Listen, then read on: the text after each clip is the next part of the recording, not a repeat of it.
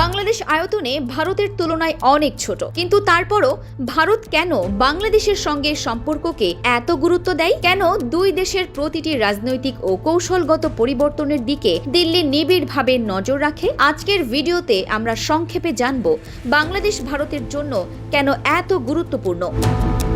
প্রথম কারণ, ভৌগোলিক অবস্থান। বাংলাদেশকে ঘিরে রয়েছে ভারতের পশ্চিমবঙ্গ, আসাম, ত্রিপুরা, মেঘালয় ও মিজোরাম সহ একাধিক রাজ্য।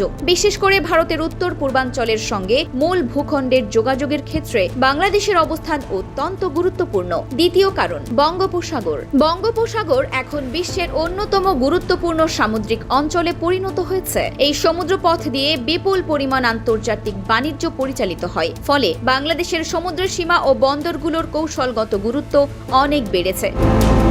তৃতীয় কারণ, সীমান্ত নিরাপত্তা। বাংলাদেশ ও ভারতের মধ্যে 4000 কিলোমিটারেরও বেশি দীর্ঘ সীমান্ত রয়েছে। এই সীমান্তে নিরাপত্তা, চোরাচালান প্রতিরোধ এবং সীমান্ত ব্যবস্থাপনা দুই দেশের জন্যই গুরুত্বপূর্ণ বিষয়।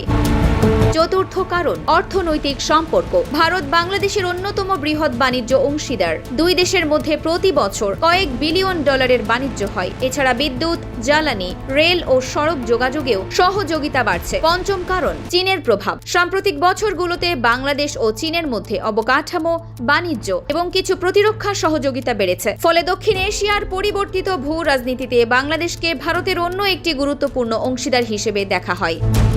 ষষ্ঠ কারণ, আঞ্চলিক স্থিতিশীলতা। বাংলাদেশের রাজনৈতিক ও অর্থনৈতিক স্থিতিশীলতা থাকলে, কারণ সীমান্তবর্তী অঞ্চলের নিরাপত্তা, বাণিজ্য এবং যোগাযোগ অনেকটাই এর ওপর নির্ভর করে। সব মিলিয়ে বলা যায়, ভারত বাংলাদেশের প্রতি গুরুত্ব দেয় মূলত ভৌগোলিক অবস্থান, অর্থনৈতিক সহযোগিতা, সীমান্ত নিরাপত্তা, বঙ্গোপসাগরের কৌশলগত গুরুত্ব এবং আঞ্চলিক ভূ রাজনৈতিক বাস্তবতার কারণে। তবে একটি বিষয় পরিষ্কার করে বলা জরুরি, আন্তর্জাতিক সম্পর্কের ক্ষেত্রে ভারত বাংলাদেশকে ভয় পায় এমন দাবি নির্ভরযোগ্য তথ্য দ্বারা প্রতিষ্ঠিত নয়, বরং দুই দেশই নিজেদের কৌশলগত ও অর্থনৈতিক স্বার্থে একে অপরকে গুরুত্বপূর্ণ প্রতিবেশী হিসেবে বিবেচনা করে। আপনার কি মনে হয়, আগামী দিনে বাংলাদেশ ভারত সম্পর্ক আরো শক্তিশালী হবে নাকি নতুন চ্যালেঞ্জের মুখে পড়বে? মন্তব্যে আপনার মতামত জানাতে পারেন। ভিডিওটি ভালো লাগলে লাইক, শেয়ার এবং ডিইউবি নিউজ সাবস্ক্রাইব করতে ভুলবেন না। ধন্যবাদ। ফারহানা নিজাম, ডিইউবি নিউজ।